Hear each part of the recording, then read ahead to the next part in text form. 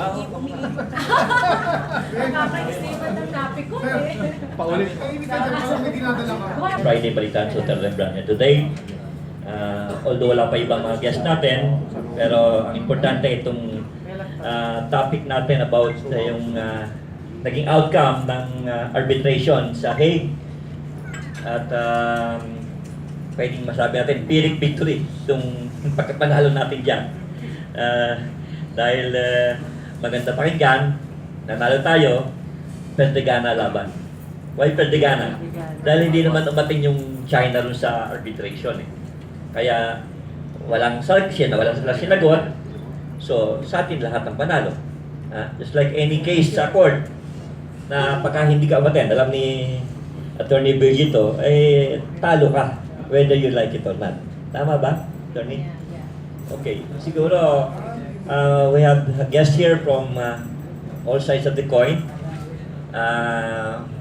Coming from a legal luminary, si Attorney Suarez, ating good friend, si George C. ng Integrated Development Studies Institute, at siyempre aking kasama sa Philippine Council for Foreign Relations na si Attorney George Angel. Siguro, lady first, bigyan mo kami ng comment sa naging outcome ng arbitration, Virgin. Siyempre, the outcome is a monumental decision. It is something that we should really be very, very proud of. But then again, despite the decision, our position is still continue the diplomatic talks. It should be by bilateral. We prefer really a bilateral talks with China. Instead of, syempre maganda rin sana multilateral talks because it's not only the Philippines na merong stake dito sa West Philippine Sea, no? Diyan sa issue ng mga territorial disputes. It's good for all countries involved to come together and help and have a multilateral talks with China. But one thing, U.S. should back off. U.S. has nothing to do with all these disputes and therefore, hindi siya dapat makialam. Remember, U.S. is into so many wars and developmental aggression and any presence of U.S. will not at all help the Philippines. All the more that we are being placed at the highest risk kapag nandyan ang US. Remember, alam ng lahat na may labanan sa pagitan ng China at ng US. Pareho sila naglalabanan, so ang gusto maging superpower and therefore, hindi dapat maging battlefield ng dalawang malalaking bansa ang teritoryo ng Pilipinas. Kaya palagay ko, mas magkakaroon ng magandang arrangement ang Pilipinas with China kung ang diplomatic talks ay sa pagitan lang nilang dalawa at huwag hayaan na nandyan ang Estados Unidos. Thank you. Okay, thank you, Virgie. At coming from our friend here, George, can you comment? Yes, as stated, it's a victory and we can make use of this victory. We have to note, however, this continued trumpeting of this as a victory on which we are going to be supposed to implement it immediately is being pushed by certain sides. No, we have to note that the biggest violator of all the decisions by the UN and so forth is really the U.S. No, they violated when they said not to invade Iraq. They said, the whole UN is against Israel expanding its territory and so forth. So we're not saying this to be against the U.S., but to point out that the capacity to implement is another issue, and whether the implementations are effective or not. Let's say that they did go to war with Iraq or other places, and nagkaroon ng malaking gululan. So kung tayo ay magiging practical, there are many issues involved, no? So we have to be very careful that with our EDCA and US bases and submarines moving in which we don't have a capacity to inspect what is there or exactly what they're going to do, or this continued pushing might involve whether American, Japanese, or Filipinos or Chinese to enter the hair trigger situation might trigger something. So ito ang gusto nating i-avoid. Let's make use of this decision. Let's make use of the position of Digong having a very big, clear mandate and a good economic platform na hindi tayo masyadong nangangailangan ngayon, but with a lot of prospects to get the best deal for the Philippines from both the US and China. Okay, from Attorney Angel, please, can you comment? As the chairman, as the chairman, Erick is now the victory is spiked in the sense that it's one side. Allow me to point out some points Yeah, Lacsa mo lang. which may in effect determine the result of this decision. There is a fundamental rule in constitutional construction, falsus in nomen, falsus in operis. And this was the issue, contentious issue in the matter of our claim also of Sabah during the time of Makapagal, where in arbitration cases there must be consent of both parties. We can refuse to submit our proposal to submit our claim on Sabah before the before the World Court, and that's how it stood. That's how it stands now since the time. Now, in the case of a claim against or complaint against China, it's one-sided. So I'm just wondering, as a student of politics, how this would affect our future negotiations later on. Another, as pointed out, a lady here, that America should not participate, should not intervene in any manner in the matter of this decision. I'll have to point out to you also that in relation to that, the U.S. is not really a participant in the sense that it is not a signatory to the UNCLOS, United Nations Law of the Sea. It is not a signatory. Thank you. Okay, so much information and disinformation coming in, and we really have to read between the lines, especially now that you can see that there are so many war machines all over our perimeter area at the West Philippine Sea. So, in your own opinion, George, will there be a war between China and the Philippines, or a war between China and the US and its allies? Can you comment? There has been people, former defense officials going around saying that China is about to invade the Philippines. I think if people who have any relations or talk with the people or study history know that China has no intention or point in doing this, or even the attempt to take these islands or these territories for oil and resources. Of course, it's attractive, but it's not the main point. The main point is really geopolitics, because what is happening is the U.S. is creating very clear policy of pivoting and encircling both China and Russia, and this is what the Chinese want to counteract. So it is beyond. It's probably beyond simple territorial or maritime rights issue. They're really talking about geopolitics, and as long as the Philippines is going to have U.S. military, because for 60, 70 years, there was never any real problem between Philippines, China, or the neighboring countries. The protocol was you catch the fishermen, today you catch mine, tomorrow I catch yours, we make a diplomatic representation, and then you release them. But what happened in Pinoy administration is kinulong, hindi ni-release, in-invite ang Amerika na pumasok at nagpadala ng military ship. So yung unang nag-militarize ay hindi naman yung China eh. But it's not siding, I'm not siding with China. I'm saying we have to be circumspect and we have to look at this. So if this situation is going to be, some people gusto nilang magkaroon ng giitan, no? Pero if we, I think at this point, we don't really need that much water. No, we have Sabah, we have other things. As the policy of China is let's leave that to future generations to discuss today if we develop it jointly. In fact, they many times offered 60%. And then later they withdrew and turned it to 50% because every time they offered it, the DFA refused to sit down and receive the offer.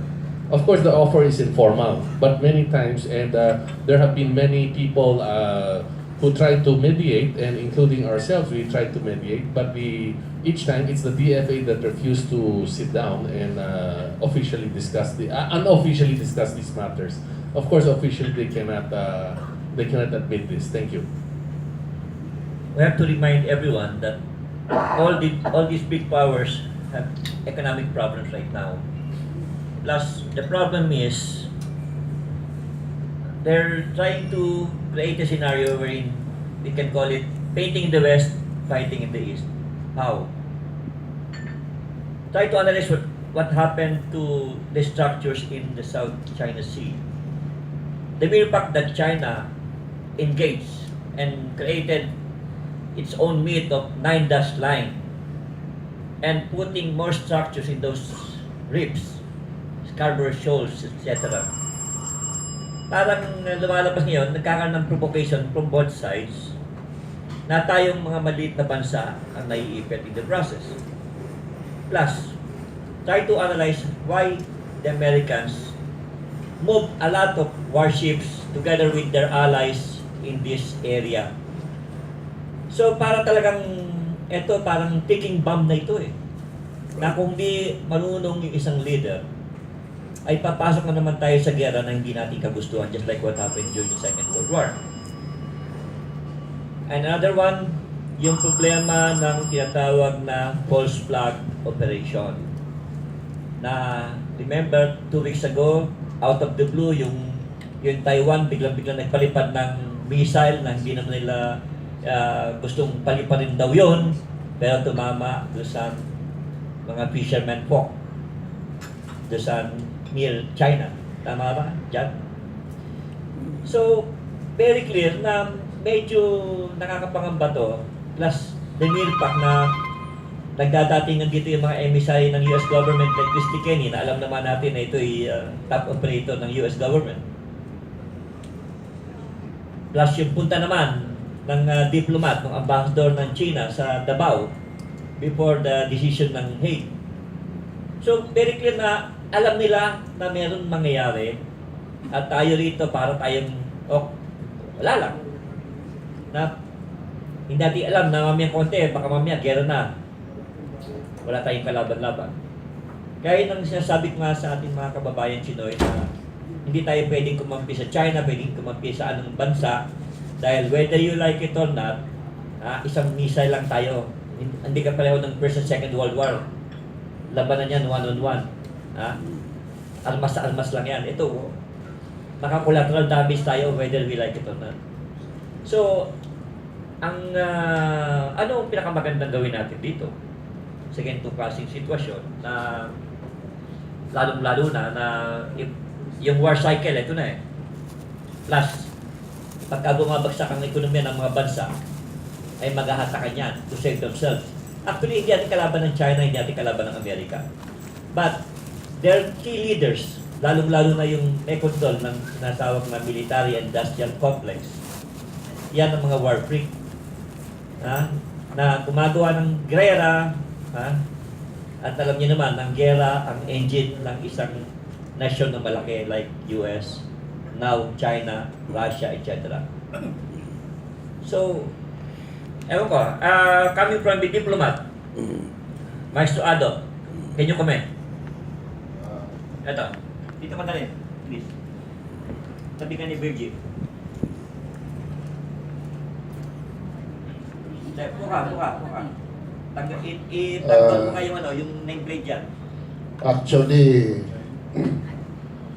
after the smoke has cleared and is starting to clear further, this is now the time for circumspection.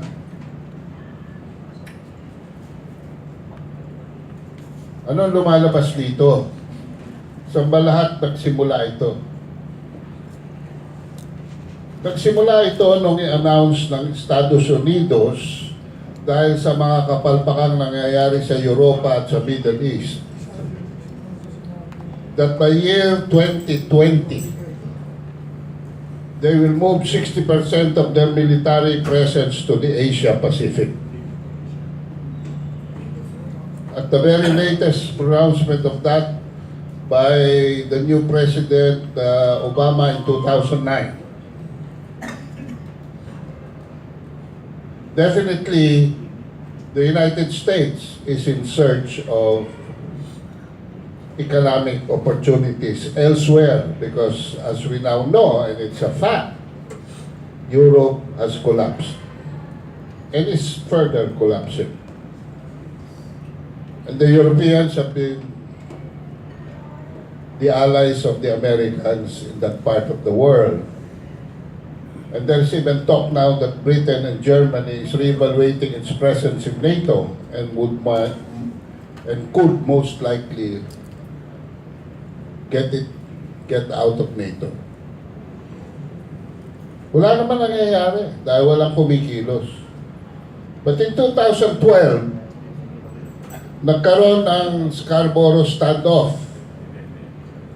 Intindihin po natin na ang gray ships, military, ang white ships, Coast Guard, civilian. A Philippine military ship, the RPS Pio del Pilar, Gregorio del Pilar, intercepted at least 5 Chinese fishing boats, boarded them, inspected their cargo. May problema tayo rito. When a military ship of one country boards a ship of another country, lalo-lalo na civilian, this is an implicit declaration of war. At dapat na ginawa dyan, hinintay hanggang dumating yung mga Coast Guard at pinaubaya sa kanila yung trabaho. Now, anyway, nagsumbong ang Pilipinas kay Uncle Sam. Dahil pumagitna, coincidentally, pumagitna yung dalawang Coast Guard ships ng China between the fishermen and the RPS Gregorio del Pilar. Naka-standoff. Tumawag tayo sa Amerikano. Pinalis tayo ng Amerikano, umuwi yung RPS Gregorio del Pilar sa Zambales. Pero hindi naman nila pinaalis ang mga Chino. Yan ang problema dito eh. Dahil, alam niyo itong si Hillary Clinton na Secretary of State noon, gigil na gigil ito for conflict. Siya nagpataob sa Libya, nagpapatay kay Gaddafi. O ano nangyari ngayon? Nawala yung mga antibodies sa mga Muslim terrorists doon sa area, and now we have the ISIS. Anyway, it started there. Because of that, alam po ninyo, sa norte, posibleng ma-invade ang China kasi meron siyang buffer zones, buffer states. Sa kaliwa, Tibet. Sa bandang northwest, Xinjiang. Sa bandang kanan, Manchuria. Sa bandang ilalim, sa kanan, Inner Mongolia. Kung natatanda nyo mga Germans, bago nakarating sa Russia para invade ng Russia, pinatay na sila ng winter. Pag pumasok ang anumang army dyan, climate change ang papatay. Sa anumang army na papasok northwest to northeast of China. Mr. George mentioned about geopolitics. Nasaan ang weakness ng China? Ang weakness po ng China ay itong area na nakaharap sa South China Sea. This is what they call the soft underbelly. Doon sa kanan, medyo meron pa silang Korea to buffer. Pero dito sa nakapagitna sa Vietnam at Pilipinas, wala. So bakit sila ngayon nagtayo ng islands? Nagtayo sila ng islands dahil dinala natin ang kaso sa arbitration. Okay. So, hindi naman sila sasali sa arbitration. You know what China did? They started changing the rules on the ground. They constructed artificial islands, which I now heard is about 7 already. So whatever happens to the arbitration, the de facto reality, real politics on the ground is, nandun na sila sa 7 islands later on. Paano sila paalisin dyan? Kundi by force. Yan ang problema. Diyan kukonek tayo sinasabi ni Erick San Juan. Na ang scenario of war, we are in the precipice of war between the United States and China, and we are caught in the middle. Why are we caught in the middle? The latest pronouncement of the Chinese Foreign Ministry, mga kapatid, intindihin natin na sinuhunan natin ang mga hurado sa arbitration tribunal. This is 50% true, 50% false. Bakit? Dahil tinuloy pa natin ang arbitration, miski yung second party ay hindi nagpa-participate. Ano ba ang permanent court of arbitration? Nakalagay, permanent, nakalagay, court. Hindi po ito korte. At hindi po ito UN agency.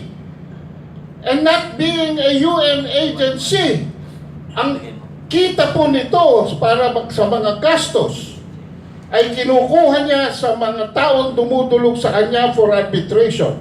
In this case, since China opted not to participate, hindi nagbigay ng pera ang China. Hindi siya kliyente ng PCA. Sino ang kliyente ng PCA? Ang Pilipinas. That spent, I heard, about $300 million.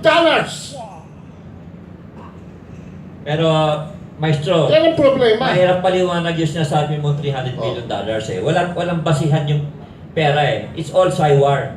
Kaya nga, doon ako papunta. Saan pa, ano ba ang finifish ng Pilipinas dito?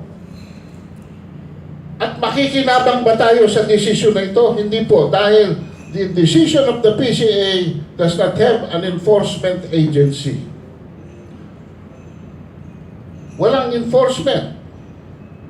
So, pumasok tayo sa arbitration, tapos babalik ulit tayo sa bilateral talks. Ano ang anino na kumikilos dito? Sino ang may gusto? Sino magtudyok? At saan niya gagamitin ang kalalabasan ng PCA decision? Diyan yung po makikita kung paano magmaniobra si Uncle Sam. Ang propaganda po, there is no victory in this decision because it is only a propaganda victory and it does not favor the Philippines because the only way out of it is not war. The goal will not go to war. The goal will go back to bilateral talks. Sino na kinabang dito? Amerikano.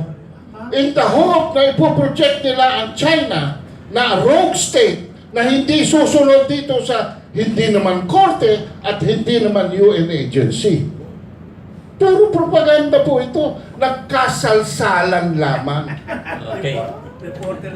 Okay, alam mo, Maestro. So anyway, my last sentence is my last sentence is we don't even have to think of this arbitral tribunal decision because hindi naman tatanggapin po ng China ang desisyon niya as a precondition to any bilateral. One channel, one reporter, certain JC Gotica from CNN said na mabuti itong desisyon na ito because magagamit ito ng Pilipinas na leverage against China. I am sorry, hindi po tatanggap China ng any precondition to any bilateral talks. Okay. But that is to our advantage, Eric. Dahil hindi pwede rin, hindi natin tanggapin ang 9-dash line, as a precondition to bilateral talks. In other words, yung nagpapaaway sa China at Philippines, pwede natin isang tabi at pag-usapan na lang natin ang mga pwede natin gawin kung saan makikinabang ang Pilipinas at kung saan makikinabang ang China. Okay. Thank you, Maestro. No? Alam mo, may Confucius na sabi ni Maestro, pero ang problema ay ang China ay part ng UNCLOS. Kaya dami piudo, dami piudo na tayong mga maliit na bansa ang naiipit sa mga kasinungalingang ikinakalat itong malalaking bansa in the process. At for whatever it's worth, no, walang basihan at maliwanag na propaganda na nagbayad tayo ng pera na too good to be true dahil wala tayong kapera-pera. Wala tayong pambayad. At maliwanag dito, yung labanan, yung proxy war na ginagawa ng Amerika at ng China dahil sila naghahatakan ng pagbagsak na ekonomiya nila ay damay tayo dahil ang mga leaders ng mga bansa to, especially si Xi Jinping, ay mayroong problema internal. So kailangan niya ng ibang pasad, ibang senaryo para ma-unite ang Chinese. Na ayaw naman makipag-away dahil sayang lamang yung kanilang infrastructure development sa China na mawawasak lamang sa kaguluhan na gawa ng kanilang leader. So maraming nangyayari na dapat we have to be wary about these things dahil mahirap tayo sumali sa mga laro ng malalaking bansa. Parang dalawang elepante na nag-aapakan. Whether we like it or not, magiging casualty tayo in the process. So, kung ano man ang propaganda, counter-propaganda nitong mga bansang ito, ay maging vigilante na lang tayo at sundan natin yung agenda ng ating presidente dahil very clear naman na without the president, President Duterte, ay matagal na tayo naging casualty dahil nga sa error na ginawa ng ating past president. And yung secretary niyang American citizen din, na si De Rosario. Kaya kita nyo kung napapansin nyo bakit ang pinapropaganda si Secretary De Rosario instead na yung mga legal luminaries like Justice Tony Carpio na talaga namang saka yung kanyang mga kasama, sila Justice Saldaresa na tumulong para makorroborate yung mga data. At ang lumalabas na bida, si Noynoy at itong si American Boy. Sa bagay pala mas lang American Boy na si Albert De Rosario. So itong mga ganitong mga laro ay dapat pag-ingatan natin dahil yung mga sinasabi natin sa video, sa newspaper ay pwedeng i-coach yan para ma-justify yung agenda ng mga foreign governments in the process. So, saan tayo tutunguhan dito? Lalong-lalo na, Virgie, alam mo naman na yung legal matters nito ay itong binding dahil kaya nga merong United Nations eh. Kung walang ganyang klaseng arbitration court, huwag na tayong mag-United Nations, huwag na tayong magkaroon ng mga International Court of Justice kung wala naman palang basihan nito. Mas, huwag ka na sasali sa UNCLOS kung hindi ka pala naniniwala na yung pinipirmahan nyo, yan pala ang dapat mangyari. Pag ikaw natatamaan, ay iba ng agenda mo. Can you comment? Ako, I certainly agree with what he said, that we really have to look into a big political game by the US. Indeed, Noy, yun na nga sabihin sana US puppet, pero sige, Noy, was indeed the government, was indeed, I believe, prodded by the US to go into this case, knowing from the very beginning that China will never get into that, knowing from the very beginning that China will never give its consent. Kaya, but then still, US, when looking sa China as becoming a superpower, hindi niya papayagan. O edi magalit na ang lahat ng katabing bansa dito sa China kung meron isang desisyon na lalabas kung saan panalo ang Pilipinas. No? But then again, the world knows what US has been doing. Ako, whether or not, no, regardless, China will, no, definitely China will never recognize the decision dahil hindi nga siya nag-consent. No? Pero still, kung nung dati, Ang hirap nakikipag-usap ka sa China nang walang kahit na ano. But this time, di ba, parang there is the decision, regardless whether or not China will recognize it, but there is the decision that is favorable to the Philippines, kahit malaki yung ginastos, I believe, pwede siyang gamitin, no? Pagsimulan, to start the bilateral talk. Wala talaga. Talagang gumastos ng malaki, nasayang ng pera, in the end, babalik ka sa bilateral talk. But again, hindi ako naniniwala that China will ever, di ba, nagigirahin ang bansang Pilipinas. Walang ganon ang China. It's the US. Ang US kahit sino ginagera. Remember, the China's military spending or budget is only 1/3 of the US spending and budget. And US military is practically all over in the many countries. China hindi ganoon. Kaya kitang-kita mo kaagad sino ang may interest sa giyera at sino talaga ang kumikita sa giyera.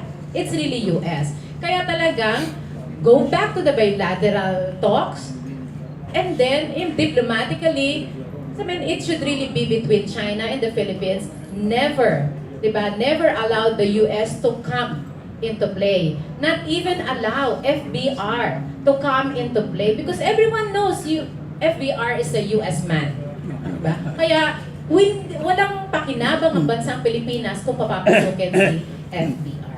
Salamat. Thank you, Virgie. But at this point in time, we have to be specific, ano?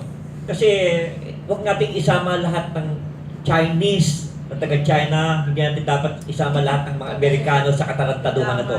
Not American people. Not all American people really wants war. Actually, yung mga nakukuha nating mga sinusulat ko sa writings ko ay galing din sa mga Amerikano na mga nationalist, patriotic na ayaw nila nitong kalokohan na ginagawa ng some of the evil geniuses in the US. Especially in China, same thing. Hindi lahat ng Chinese gusto pumasok sa gera. Lalong-lalo na yung mga mayayaman sa China. It's a no-no. I've been dealing with them, I've been emailing them, at sinasabi nila na secretly kalokohan ng kanilang presidente na meron din problema sa kanilang bansa para magkaroon ng diversionary tactic ay nangaaway para ma-unite ang Chinese without them knowing na siya ang may kagustuhan na makipaggera dahil malaki ang sasagutin niya sa kalokohan ng pamilya niya. Na sinasabi, ay open secret naman to sa Bloomberg despite na sanitize ang mga information from China na the family of the Xi Jinping is really that corrupt. At remember yung statement na nanggaling kay Deng Xiaoping when he was at the United Nations na pagka naging traitor, naging bully, ang leaders na darating in the future from China ay kailangan daw the whole world should stop that guy, and that's Xi Jinping this time.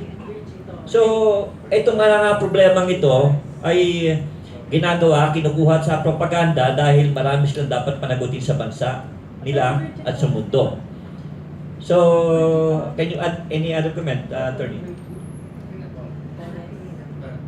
As far as war is concerned, it's, I think, a matter of calculation. Miscalculation. Now, what are we fighting for? What are we fighting for? Fish? Oil? I have no answer. Because the facts are here. Oil. In the matter of oil, if you talk about dredging or exploration, the Philippine Sea is very deep for exploration. In the language of oil management, if it's deep, it is shallow. And when it is shallow, there is not enough reserve for investment. The deepest dig that oil companies made, and that was Chevron, was in Venezuela. And that was 7,000 feet deep. And it was shallow. In Indonesia, you could dig about 15 feet and you could see oil. Again, it's also it's not so deep. There is not enough reserve of oil. So from the standpoint of investment, you lose. So what are we fighting for? that is left, I think, to the powers, China and the US. We could deduce from that. Thank you. Good point. Bishop, Siguro po, tapos panahon na para ika nga lahat po na nagaganap sa ngayon ay nakasulat sa Bible ganun. Kaya nakapagka po yung sa ngayon. Ang talagang totoo lang po talaga, ang pagka nagsimula mag-away-away ang bawat bansa, yun po ang paiwating na meron mga kaganapan. Pasalamat tayo sa ating bansa ay katig sa atin ang desisyon. Ibig sabihin, napakagaling natin at napakahalaga ng mga namamahala sa atin. Napatunayan natin sa buong mundo, kinatigan tayo. Ibig sabihin, yun ang dapat natin pagyamanin. Ang pagkatig ng ibang bansa sa desisyong maganda na papator sa atin, dito po makikita dapat ang Pilipino ay magkaya sapagkat isa lang po problema ng ating bansa, wala na po tayong respeto sa kapwa natin. Kapag ka po wala tayong respeto sa kapwa natin, lalo na yung mga namamahala ng ating bansa, yung mga government official, sila, walang tiwala sa bawat isa, kaya po hindi nagtatagumpay. Ito na po siguro simula na kapag ka po ganito ang nangyayari, ay ipakita naman natin, lalo na especially ang taong pong ito ay labanan ng mga abogado. Ang ating Pangulo ay abogado. Ibig sabihin, lahat ng maganda dapat magtulong-tulong po yung mga ikangay nakakaalam sa batas para simulan naman natin yung magandang, kasi nalimutan natin na Pilipino, yung pong batas ay hindi na natin na pinahalagaan, lahat ng batas ay hindi natin pinahalagaan, kaya po ang daming mga kaganapan. Dito sa ating bansa lamang, anong nangyari? Kinain na po na tayo ng mga Chinese. Huwag na lang magagalit ng mga Chinese. So ngayon, sa gusto nyo, pumunta kayo sa Omping. Alam ba nyo kung ano problema sa loob ng Omping? At kinalaban nyo kung sino mga taong dampuhan ang nato nagpilikom ng ating mga negosyo? Hindi po, walang nakakalam. Hanggat merong pahayagan na ang nakalagay Chinese character, hindi malalaban ng isang Pilipino kung ano ibig sabihin. Pagkat dito po talaga bali. Panahon na siguro mabulit ang ating Pangulo ay Pilipino. Tunay na Pilipino sa yung nakaraan, tatlong klase yung ating Pangulong Pinoy. Wag po. Pero kahit anong gawin natin, dahil talaga ng Chinese yun, kaya kating sa kabila yun. pero America citizen yun eh. Pasensya na kayo, kating sa kabila na. Kuha ko nga yan, pero America citizen yun. Kailangan natin ito na panahon para magkaisa ang Pilipino. Para magkaisa tayo, tungkol sa sarili natin dapat ipaglaban. Huwag na tayo umasa sa iba't ibang bansa. Wala pong katotohanan na pinalitan ni Pinoy ang kanyang apelyido sa Lucky Pelel. Tama yung sinabi ni Erick kanina, no? Huwag natin damay dito mga sambayan ng Chino, sambayan ng Amerikano. In fact, ito, isang foreign US diplomat, kaibigan ko ito, si Chas Freeman. He was Nixon's interpreter on his historic trip to China in 1972. Alam niyo po, sabi ni Chas Freeman, this is a tactical victory for the Philippines and a strategic defeat for international law. This decision has left the issue in the condition, sabi niya, where it can only be resolved by the use of force. There is no diplomatic process underway to settle claims, and now there is no longer a legal process. Yan ang nangyari. Diba? So, mabuti na lang talagang si Digong Duterte providentially destiny niya maging presidente. Dahil sa lahat ng kandidato sa pagka-presidente, siya lamang ang nakakaintindi ng dynamics ng South China Sea. Siya lang nakakaintindi ng problema natin. Kaya tinanong ko si Secretary Yasay, hindi pa raw alam ni Yasay, we will get there when we get there. Tinanong ko siya tungkol sa EDCA. Hindi nila nire-relate dito sa issue na ito ang EDCA. Hindi nila nire-relate sa issue na ito ang Sabah claim. Ay tugtong-tugtong po yan. Dahil Amerika po at ang Spain nag-uusap para ang Sabah ay hindi sama sa ating teritoryo sa Treaty of Paris sa pangamba niya na baka ang Amerika, ang British ay hindi i-recognize ang American occupation of the Philippines. And in 1930, nag-usap ang Amerika at Great Britain, fine-tuning the demarcation lines between Malaya and the Philippines in preparation for the Taifex-Macdufi Law Tama yun. and the granting of the Commonwealth and the Republic independence para sa atin. So ano nangyari? Naging independent tayo 1945, pero 46, pero wala ang Sabah. Naging independent ang Federation of Malaya in 1963, pero nasa kanila ang Sabah. Inulit ito sa pagbabalik. At ang now showing dito, si Christy Kenny na umiikot na naman ngayon. Si Christy Kenny po ang CIA agent with the cover of ambassador na nag-promote ng MOAD na tinuloy na under Gloria at tinuloy naman na BBL under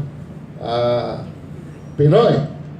Ang tanong ko lang simple, why are we even dealing with these armed groups in a search for lasting peace when they have at one point or another been proxies to Malaysia? Kung yung mga delineation ng ating territory na mabuti na lamang ay na-define in the 1972 Constitution at sinuportahan ng Supreme Court natin, nasa atin pa rin ang Sabah, ay kung wala yun, yan po ang pattern ng US intervention dito sa atin. Tuloy-tuloy po yan ngayon hanggang sa Scarborough Shoals. Ngayon, ukol doon sa hindi pa suporta ng China sa arbitration. Nung pumirma po ang China ratifying the UNCLOS on June 7, 1996, sinabi na nila sa kanilang kabiyak to their signature in 1996 na bilateral talks lamang ang conflict. Hindi sila papasok sa anything other than bilateral. Inulit po nila ito noong 25 August 2006, 7 years before this conflict arose, that they will not accept any of the procedures provided on so-so section or part so-so of the convention with respect to all categories referred to paragraph etc. of the UNCLOS. In other words, define na po ang posisyon. At ito ang ayaw ng Amerika. Dito po sa kabiyak nila, nakalagay at babasahin ko para kompleto ang analysis ninyo. The People's Republic of China reaffirms that the provisions of the United Nations Convention on the Law of the Seas concerning innocent passage through the territorial sea shall not prejudice the right of a coastal state to request, in accordance with its laws and regulations, a foreign state to obtain advance approval or give prior notification to the coastal state for the passage of its warships to the territorial sea of the coastal state. Transparent po lahat ang posisyon ng China. Pero minamaniobra ng Estados Unidos. Ano po ito? Ito po yung ADs, yung defense zone na ayaw ng Amerika dahil it will limit their passage. Anyway, I would like to ask Georgie a question. Having said all this on the matters of military, diplomatic, legal, and possibly bilateral, ano po ang nakikita ninyo na prospects natin economically outside of this territory in the bilateral talks? What can we really get from China economically or development-wise?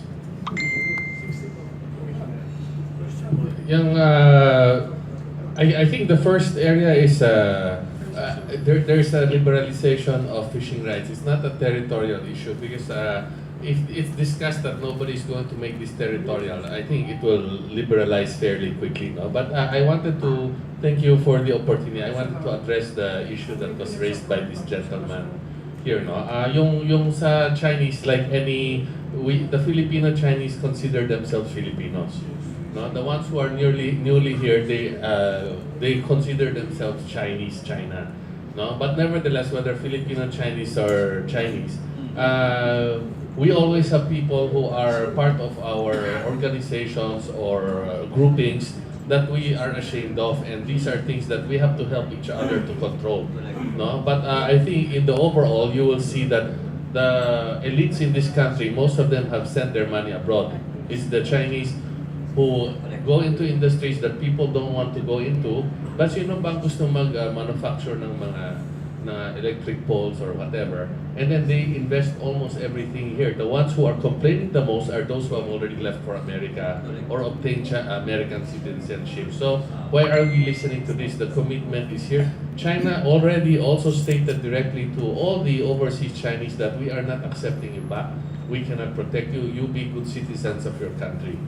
We never hear that from the US. I have done many negotiations with ASEAN, with Japan, and with the US. When we talk to China, they always say, we want to do, except lately at the last 2 years, they always said, kasi nainis na all these years, they always said that we need the US, we need each other, and the meetings are always about how to develop business. When I meet with the Americans, every meeting is what is China doing? You know, why are they here? Every meeting. Ganyan ang, so I'm just saying that let's not let this happen, because as pointed out by our friend Eric here, this false flag situation is very important. For those who are not familiar with history, this is an SOP written in the manual of the CIA released by Snowden and others. No? And that, so now it is, first they have the theory, preemptive strike is a policy. Ability to assassinate and coups is a policy. Sole military superpower in the world is a policy. And they said that the Spanish-American War was because it was a bomb, the Spanish bombed the Maine. Now it's turning out it's not true. They took over Mexico to get California and Texas. They took over Hawaii when they said they were just doing investment. Who are the ones? If you catch a Chinese fisherman, I just want to point a fisherman or businessman, they go to jail. They go to jail. The embassy might make representation, but they follow Philippine law. You cannot catch an American citizen. Sino ang wanting to dominate the world? The US is telling us not to join AIIB. Bakit? We have a new bank that is going to lend us. Why do they not want us to join? The US has veto rights in the World Bank. China does not have veto rights in the AIIB. So I'm just putting this in perspective so we know who is telling the truth. But that doesn't mean we're siding with China. We should not. We have to do what's best for the Philippines. We live here, our life is all here, and so we're looking. Tourism is a quick win. Infrastructure is something that everyone needs now.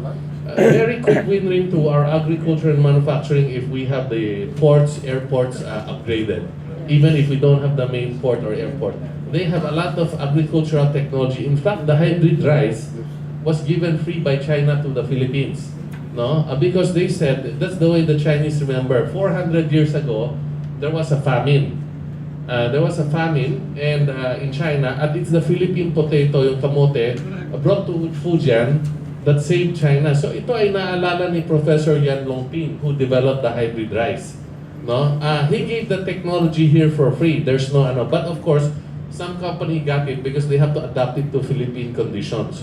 No, so they will remember things like that. But to note, the professor is a billionaire. Because in China, a professor or someone who contributes to the country is as honored as a politician or a businessman. No? Unlike here, yung mga kaawa-awa minsan yung mga professor natin o yung mga teachers at ganyan, no? Ito ay kailangan natin. So there's a lot of things for us to work together. Infrastructure, technology. When we're talking about rail, for instance, the Japanese rail that was given here is a $65 billion per kilometer. The Chinese rail is $30 million per kilometer. So why are we doing that? But yung if our government is buying from China, you have to know that they don't get involved in every transaction. But we have to watch out for the companies kasi maraming kumpanya dyan very low quality. They have both high quality and low quality. No, so it's I don't know who's going to police it, but the deal the government officials make or the private companies make in their partnerships, we still have to watch kung sino itong supplier na ito. Tama yan. Bago ka bigay kay Juby, no? In addition to what George said, no? Maganda yung sinabi niya. Ang talagang pagkakamali yung ating mga taong gobyerno na napakakurap. Kasi marami sa mga Chinese business kuno na pumasok dito ay underworld din. Tinolerate nila yung mga underworld. So, parallel lang galaw, just like what the Japanese did, pasok ng mga negosyanteng Hapon, nandyan din po Yakuza. Dito, Tama. nung panahon ni Marcos, pinapasok ni Marcos itong triad. Look what happened. Ngayon, malalaking tao na sila ngayon. Ha? Ngayon, hindi nila makontrol. Kaya ngayon, look what happened. Puro mga small fish ang mga pinapatay, inuhuli. Nasaan na yung mga big fish? Walang magawa si Presidente. Dahil nakita niya na doon sa document na hawak niya ngayon, paano niyang huhulihin itong malalaking taong ito. So, we really have to help him.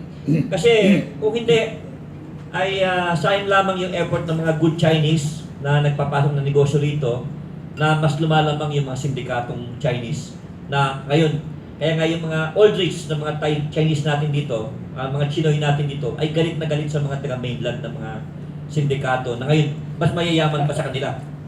Tama ba dyan? Kaya yun ang dapat natin bantayan at kung di natin tutulungan yung Presidente, walang mangyayari. Juby.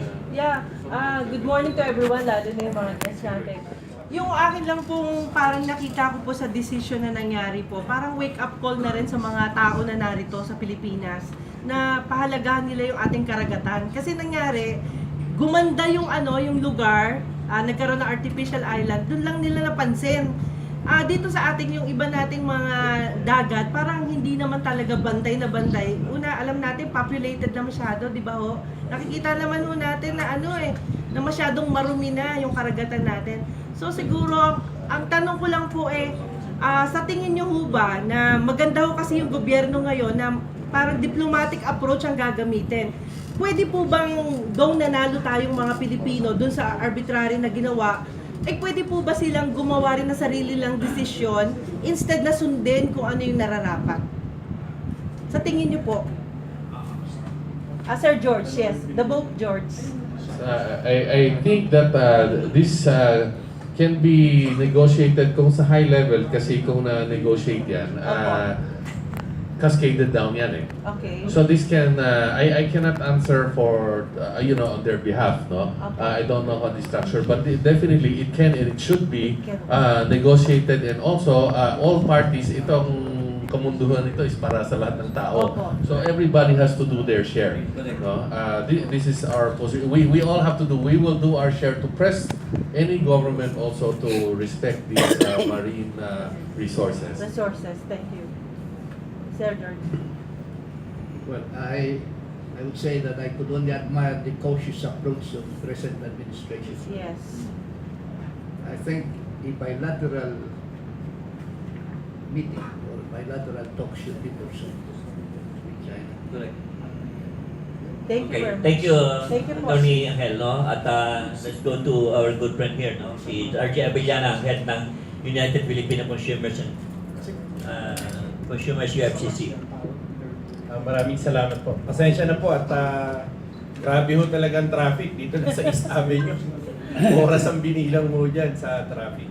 Anyway, bukod po dun sa ipinaglalaban natin na kuryente at tubig, ang United Filipino Consumers and Commuters ay mag-open din po ng isang bagong anggulo ng laban. Ito po ay sa Bureau of Customs. Ano po? Kaya sa darating na Martes ay inaanyayahan namin po ang mga patriotikong mamamayan na nais po ng isang tunay na pagbabago sa ilalim po ng gobyerno ito. Sa pamumuno po ni Commissioner Nicanor Faeldon ay ating suportahan yung kanyang kampanya na ginagawa rito sa loob ng Bureau of Customs. Hindi po kaya ni Commissioner Faeldon na ang laban na ito ay solohin lamang niya. Kailangan po ng taong bayan. Kaya po ang United Filipino Consumers and Commuters ay magpapahayag ng suporta sa kanyang pamunuan at naway makuha po yung mga big fish na sinasabi natin. Kung sa usapin po ng droga ay malinaw na nagkaroon po ng mga triad, dito po sa Bureau of Customs ay magkakasubukan.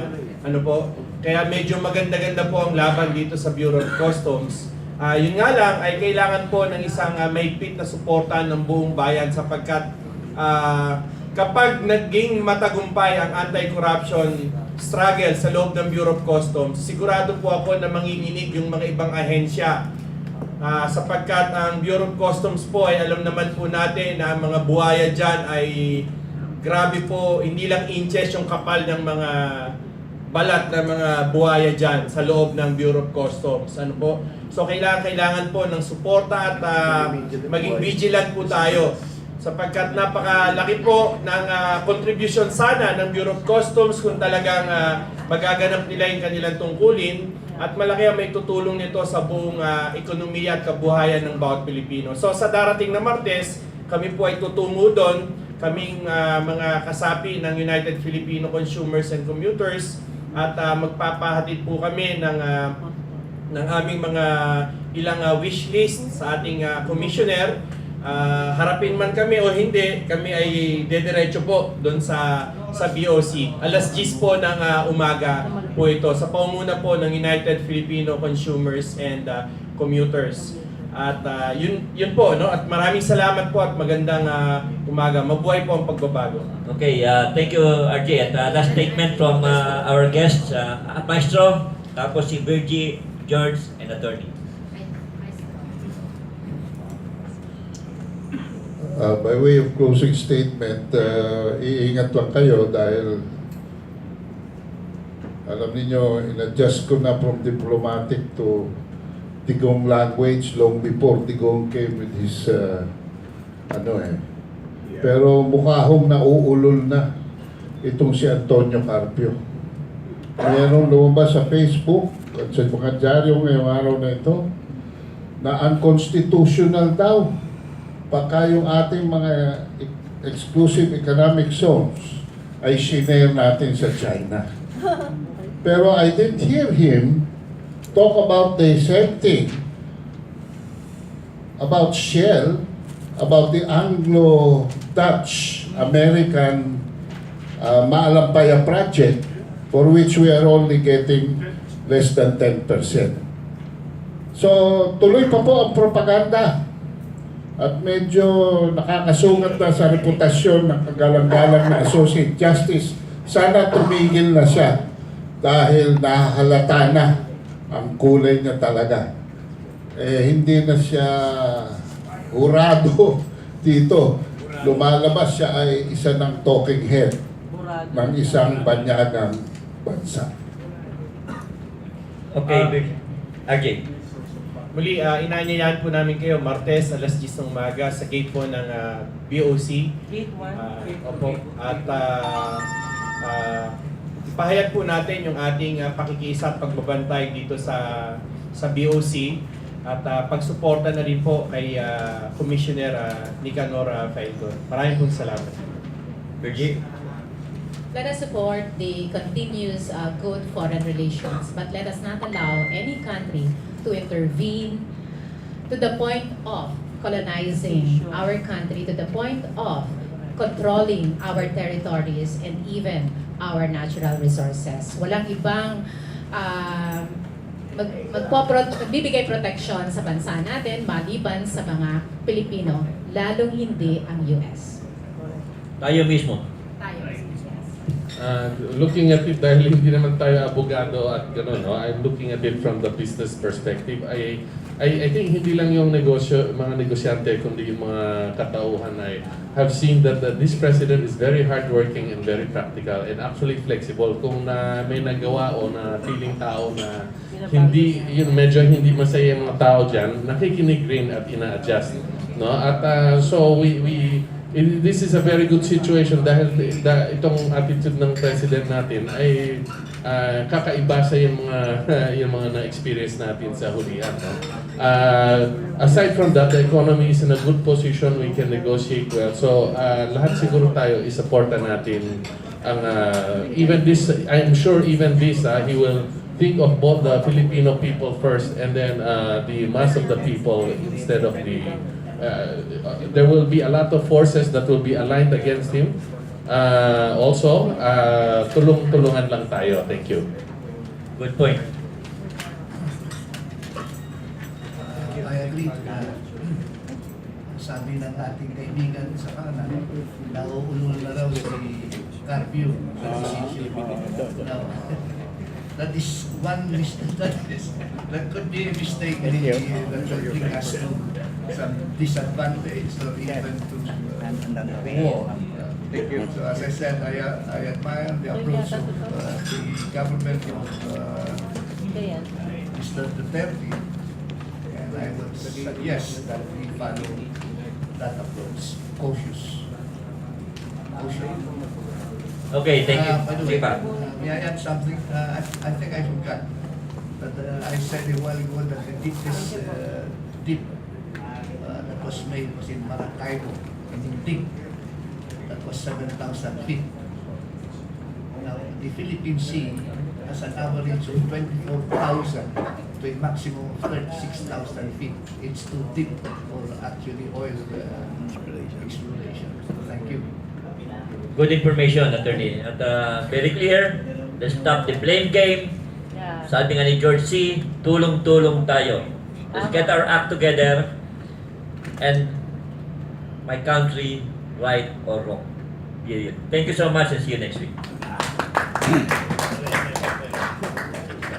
Yun ang gusto ko, kuya. Period. Yeah. Doon ako sa